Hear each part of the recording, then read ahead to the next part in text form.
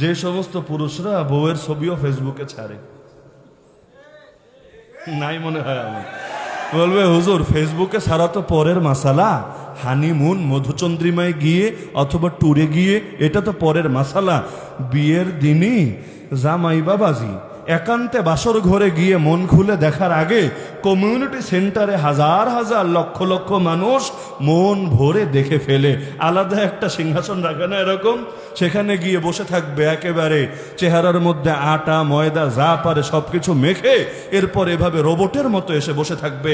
রোবটের মতোই তো থাকা লাগবে, সামনে এতগুলো ক্যামেরা, গা চুলকালে তো হবে না, এদিক সেদিক তাকালে তো হবে না, রোবটের মতো থাকবে। সবাই এসে সামনে ছবি তুলবে, ভিডিও করবে। এগুলো গ্রামে হয়তো হয় না, আমি শহরের কথা বলছি। সবাই মিলে ছবি তুলবে, ভিডিও করবে, ফেসবুকে লাইভ হবে, শেয়ার হবে, গোটা দুনিয়া দেখবে। জামাই এখনো মন খুলে দেখতে পারে নাই, জামাই ব্যস্ত আছে মেহমানদের মেহমানদারি নিয়ে, গোটা দুনিয়ার পিএইচডি করা শেষ হয়ে গিয়েছে। আর মন্তব্য কি, আরে খুব ভালো মানিয়েছে। ভালো মানিয়েছে না মন্দ মানিয়েছে তুই বুঝলি কেমনে রে? তার মানে দুইজন নিয়ে পর্যাপ্ত রিসার্চ আর গবেষণা শেষ হয়েছে, ছেলেটার মধ্যে এই আছে, মেয়েটার মধ্যে এই আছে। এখন 100% মিলেছে বা 90% মিলেছে। তাহলে কি পরিমাণ রিসার্চ করলে, কি পরিমাণ স্টাডি করলে পারফেক্ট হয়েছে না গাইরে পারফেক্ট হয়েছে এই মন্তব্য করতে পারে। তো এখন ওর ভেতরে যে আত্মমর্যাদা থাকে এটা কিভাবে সয়ে নিতে পারে? সাহাবীদের আত্মমর্যাদা দেখেন, স্ত্রীর নাম পর্যন্ত পরপুরুষের সামনে উচ্চারণ করতেন না। আরে নাম উচ্চারণ রাখেন। এক সাহাবী জিহাদ থেকে এসেছেন, এসে দেখেন তার স্ত্রী ঘরে না ঘরের বাইরে, এবং ঘরের ভেতর যেই জাতীয় পোশাকে থাকে, অশ্লীল পোশাক না, তো ঘরের ভেতর স্বাভাবিকভাবে মহিলারা যেই পোশাকে থাকে ওই পোশাকেই বাইরে দাঁড়িয়ে আছে, ওই হিজাব নেকাব লাগিয়ে প্রস্তুত ভাবে না। এটা দেখেই এসেছে তো জিহাদ থেকে, অস্ত্র তো সঙ্গে আছেই, দেখেই তরবারি বের করে গলার উপর ধরেছে, কোনো প্রশ্নও না, ডাইরেক্ট গলার উপর ধরেছে যে তুই এখানে বাইরে কেন, আমাকে যৌক্তিক জবাব দিবি, না হলে এই তরবারি দিয়েই তোর মাথাকে তোর দেহ থেকে আলাদা করে দেব। আজকের যুগে নারীবাদের এই ঘটনা শুনলেও তেলে বেগুনে জ্বলে উঠবে। ওই ফেমিনিস্ট লাগবে না, ওই তথাকথিত মুসলিম ফেমিনিস্টরা জানলেও তেলে বেগুনে জ্বলে উঠবে। এত বড় সাহস, নারীর শানে বেয়াদবি। হুজুর যদি পর্দা নিয়ে বয়ান করে, এগুলো নিয়ে টিভিতে রিপোর্ট হয় হুজুররা নারী বিরোধী। কেন? নারী কি পরবে, নারী কিভাবে চলবে, এগুলো হুজুররা ঠিক করে দিচ্ছে ওয়াজ মাহফিল থেকে। আবার এটা শিরোনাম দেয় ওয়াজ মাহফিলে নারী বিদ্বেষের চর্চা হচ্ছে। বাহ, কে আজিব তামাশা। অথচ গোটা বাংলাদেশ বলে হুজুররাই নাকি নারীদের হক বেশি রক্ষা করে। এলাকায় এলাকাও শুনবেন যে হুজুররা বেশি বউ ভক্ত। অনেকে বলে আর কি যে হুজুররা বেশি বউ ভক্ত। এর একটা যৌক্তিক কারণ আমার কাছে আছে, মানে যৌক্তিক ব্যাখ্যা। কি যৌক্তিক ব্যাখ্যা? যে যারা সারা জীবন আকাম কুকাম করে স্বাদ আগেই আস্বাদন করে ফেলেছে, তাদের কাছে বিয়ে করা না করা খুব একটা পার্থক্য না। কারণ বিয়ে করার পর যা করবে এগুলো আগেই তার পিএইচডি করা আছে।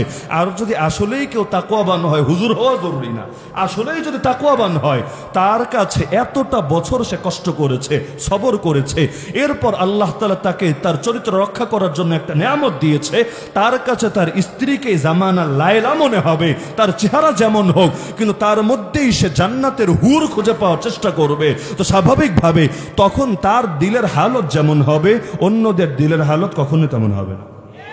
তো সাহাবী এটা দেখে যে বাঙালি তোমার রাসেল ভাইপারে এত ভয় পাও না, ওর আর কি বিষ, ওর চাইতে বেশি বিষ তো আমাদের আছে, আমাদের যখন সহ্য করতে পেরেছ এটা সহ্য করতে সমস্যা হবে না। তো যেটা বলছিলাম, ঢুকে দেখেন বিশাল এক সাপ, হাতে তো তরবারি আছেই, ব্যাস তরবারি দিয়ে এক কোপ মারলেন সাপের গায়ে।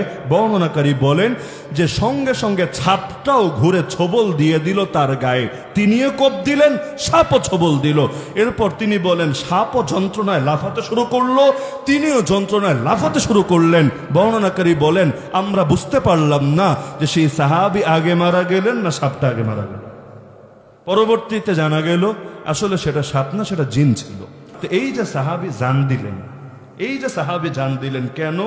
তার স্ত্রী খালি ঘরের বাইরে গিয়ে দাঁড়িয়েছে, শপিংয়ে যায় নাই, বয়ফ্রেন্ড, জাস্ট ফ্রেন্ড, বেস্ট ফ্রেন্ডের সঙ্গে ডেটিং চ্যাটিংয়ে যায় নাই, খালি এতটুকু করেছে যে স্ত্রী ঘরের বাইরে এসেছে, এতেই তরবারি বের করেছেন কল্লা উড়িয়ে দিবেন বলে। এখন আমারে বলতে পারেন হুজুর এটা সাহাবীর বুজুর্গি, নবী এত কঠোর না। তাহলে নবীর ডে শোনেন, দুইটা ঘটনা শুনলেই বুঝবেন। একটা সবাই জানেন, এক অন্ধ সাহাবী এসে ঢুকেছিলেন ঘরে। আল্লাহ নবী তার স্ত্রীকে বলেন, জলদি ভেতরে যাও, জলদি। স্ত্রীও ছিল, সঙ্গে তার খাদেমাও ছিল। তারা অবাক, বললো, ইয়া রাসূলুল্লাহ, এই বেটা অন্ধ না? আব্দুল্লাহ বিন উম্মে মাকতুম তো চোখে দেখে না, থাকলে কি সমস্যা? সে তো আমাদের দেখবে না। আল্লাহ নবী ধমক দিয়ে বললেন, আফা আমিয়া ওয়ানি আনতুমা আলাস্তুমা তুবসিরানিহি, আরে সে অন্ধ বুঝলাম, তোরা কি অন্ধ নাকি? তোরা কি তাকে দেখতে পাচ্ছিস না? তো নবীর স্ত্রী আর এক পরপুরুষকে দেখবে, এটা কিছুতেই মেনে নেওয়া যেতে পারে না। আপনাদের যাদের ঘরে টিভি শরীফ আছে, টেলিভিশন আছে না একটা, এখন তো আবার ঈদের টাইম, ঈদের টাইমে তো আবার ধর্ম ব্যবসা চলে। ধর্ম ব্যবসা মানে এই ঈদের আবেগকে পুঁজি করে নাটক সিনেমা দেখাতে থাকে বহুদিন পর্যন্ত। তো ঈদ তো ধর্মীয় বিষয়, ধর্মীয় বিষয়কে কেন্দ্র করে এই যে অধর্মের চাষ হয়, একটাবার চিন্তা করেন, যেই বেড়ারা বাসার মধ্যে একটা শয়তানের বাক্স কিনে দিয়েছেন, আপনার বেডি যখন বাসায় বইসা আর এক বেড়ারে মনোযোগ দিয়ে দেহে, আপনার ভেতরে যদি কষ্ট না লাগে, আপনি খাঁটি মুসলমান কিনা ওই প্রশ্ন পরে, খাঁটি পুরুষ কিনা এটা নিয়ে সন্দেহ আছে। কারণ গায়রাতে লাগতেই হবে। আপনার স্ত্রী আরেকজন হ্যান্ডসাম, আরেকজন সিক্স প্যাক, আরেকজন বডি বিল্ডার, আরেকজন হিরোকে দেখে বলবে, হায় রে, কি একটা পটকারে বিয়ে করলাম। ডাইরেক্ট মুখ দিয়ে বলুক বা না বলুক, মনে আসতে পারে না? আরে বলে না, মনে আসতে পারে না? মানুষ না, ফেরেশতা তো আর না, যেহেতু মানুষ, মনে তো আসতেই পারে, কি জামাই বিয়া করলাম, আমার জামাই তেমন হ্যান্ডসাম না, এত টাকাওয়ালা না, এত এইওয়ালা না। আর নারীদের অন্তর কিন্তু সহজেই প্রভাবিত হয়। দেখবেন নারীরা বেড়াতে নিয়ে গিয়েছেন এক বাসায়, ওখানে যা যা দেখেছে, অনেক সময় ঘরে এসে শুরু করে দিয়েছে, আমারে এইটা কিনা দিবা না, ওইটা কিনা দিবা না, ওইটা ভাবির বাসায় দেখে এসেছি, অনেক পছন্দ হয়েছে। এই নারীরা ওয়াজ শুনলে তো খেপে যাবে আজকে আমার উপরে। খেপলেও কিছু করার নাই, নিজের রোগ চিহ্নিত না হলে ওষুধ তো আসবে না। নারীরা খেপলে একটু ঝামেলা আর কি, বলবে একটু আগে হুজুররা খাওয়াইলাম মাত্র বাসায়, এখন যদি আমাদের খানা খেয়ে আমাদের এলাকায় আমাদের বিরুদ্ধে বয়ান দেয়, এই হুজুরে আর নাসিরনগর ঢুকতে দেওয়া যাবে না, কেমন আশঙ্কা আছে নাকি? যেটা বলছি, যে ঘরের মধ্যে যে শয়তানের বাক্স রাখেন, আপনার নারী যে অন্য পুরুষকে দেখে, আপনার গায়রাতে লাগা উচিত। একইভাবে আপনি যখন এই টিভিতে বসে আর এক বেডিরে দেখেন, একেবারে শর্ট শর্ট কাপড় পরা বেডি, এগো নাচ উপভোগ করেন, আপনার স্ত্রীর কলিজে আঘাত লাগা উচিত। যদি না লাগে, তাহলে এতে তার ধর্ম শুধু না, তার নারীত্ব নিয়েও প্রশ্ন হলো স্বাভাবিক।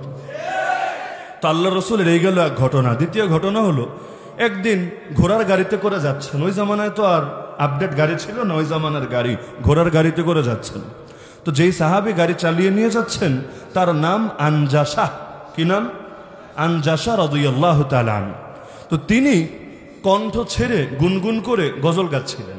দেখবেন যখন একা একা পরিশ্রমের কাজ করেন, গলা দিয়ে কিছু গাইতে থাকলে কাজ করাটা সহজ হয়। মাঝিরা দেখবেন ওই গলা ছেড়ে, কণ্ঠস্বর থাকুক বা না থাকুক, গলা ছেড়ে গাইতে গাইতে চালায়, এতে একটা ভাব আসে, একটা তালে তালে কাজটা হয়ে যায় আর কি। তো তিনি তো একা একা গাড়ি চালাচ্ছেন, গাড়ির পেছনে আল্লাহ রসুল বসা, আল্লাহ রসুলের পবিত্র স্ত্রী মুমিনদের মা তারাও বসা, কিন্তু গাড়িতে একা একা চালাচ্ছেন, তিনিও কণ্ঠ ছেড়ে হালকা হালকা করে একটু গজল গাচ্ছেন। আল্লাহর নবী সাল্লাল্লাহু আলাইহি ওয়াসাল্লাম পেছন থেকে ধমক দিয়ে বললেন, রুয়াইদাকা ইয়া আনজাসা রিফকাম বিল কাওয়ারির লা তাকসিরিল কাওয়ারির। হে আনজাসা, চুপ করো, তুমি কাচের প্রতি নম্রতা প্রদর্শন করো, কাচ ভেঙে ফেলো না। বলবেন কাচ আবার আসলো কোত্থেকে? কাচের গ্লাস না কাচের বাটি না কাচের কি? আরে কাচ আসে নাই। আল্লাহ নবী নারীর অন্তরকে তুলনা দিয়েছেন কাচের সাথে। কাচ ভাঙা সহজ না লোহা ভাঙা সহজ? অবশ্যই কাচ ভাঙা সহজ, কাজ সহজেই ভেঙে যায়। আল্লাহ নবী নারীর অন্তরকে কাচের সঙ্গে তুলনা দিচ্ছেন, যে নারীর অন্তর সহজে প্রভাবিত হয়ে যায়, বিশেষ করে গলার সুরের কারণে। শুধু চেহারা দেখে দেখেই সবসময় মানুষ প্রেমে পড়ে না, অনেক সময় গলার সুর চেহারার চাইতে আরো বেশি ফিতনার কারণ হয়। আল্লাহ নবী বলছেন কাকে?